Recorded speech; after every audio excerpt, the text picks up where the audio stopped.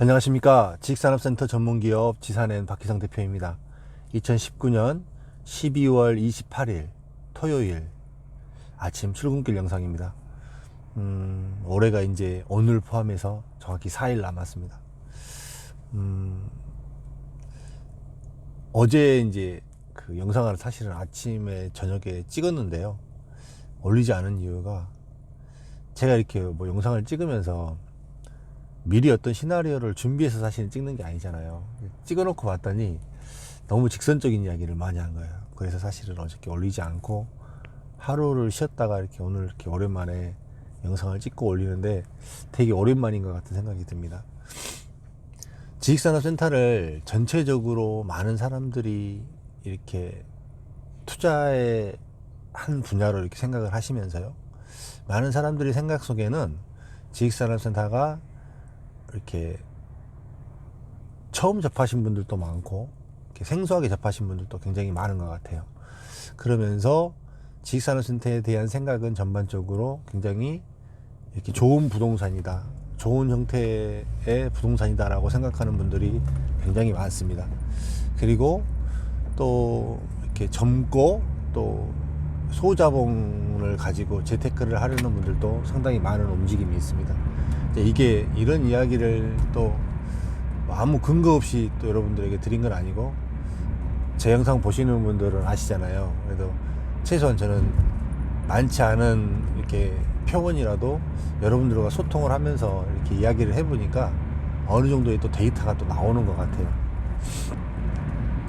그러면 이제 정작 이런 시기에 지식산업센터를 이렇게 판단할 때요, 향후적인 가치에 더 무게를 둬야 되는 건지 아니면 수익형 부동산으로서 역할을 감당하는 이렇게 수익형으로서 리스크가 없는 이런 부동산을 선택해야 하는 건지, 어디다 무게를 더 두고 선택을 해야 할까요? 어디다? 요게 조금 중요한 시기라고 생각이 돼요. 이제 이 생각을 해보면서 과거에는요, 대부분의 투자자들이 그 기업체 대표였습니다. 그 다음에 과거에 지식산업센터를 투자하던 층들은 그래도 자금력들이 많았습니다. 그래서 이렇게 좋은 지식산업센터가 나오고 그러면 한 개층씩 아니면 뭐 반 개층씩 5-6칸씩 이렇게 찍는다고 하죠. 찍어서 분양을 받고 또 그걸 가지고 일부는 뭐 자기가 쓰든지 하고 아니면은 임대사업을 하든지 하고, 이렇게 그 많지 않은 사람들이 실질적으로 이 지식산업센터의 이 전체적인 흐름을 조장했던 경우가 되게 많았습니다. 근데 지금은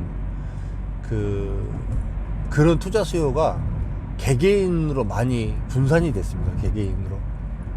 그 다음에 개개인들이 또 이 지식산업센터에 투자하시려는 분들이 굉장히 많이 늘어남으로 인하여서 이제 그로 인하여서 이렇게 건물이 다 준공이 되고 완료가 되어가는 시점에서 상당한 또 다른 문제점들이 최근에는 또 나타나고 있는 이런 현실이기도 합니다.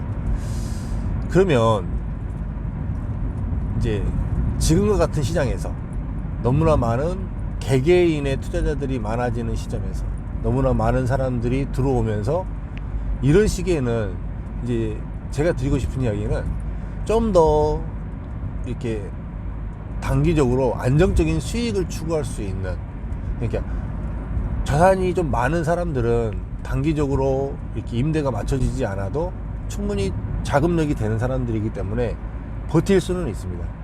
그 다음에 어느 때가 되어가면 또 이렇게 버텨서 충분히 이제 임대가 맞춰지니까 그때 가서 이렇게 이익을 낼 수 있는 이런 구조로 가도 되는데, 자금이 적은 소액 투자자들, 그 다음에 일반 투자자들이 지식산업센터에 들어왔을 때는 사실 이 임대 부분이 해결되지 않으면 굉장히 치명적인 상황이 생깁니다.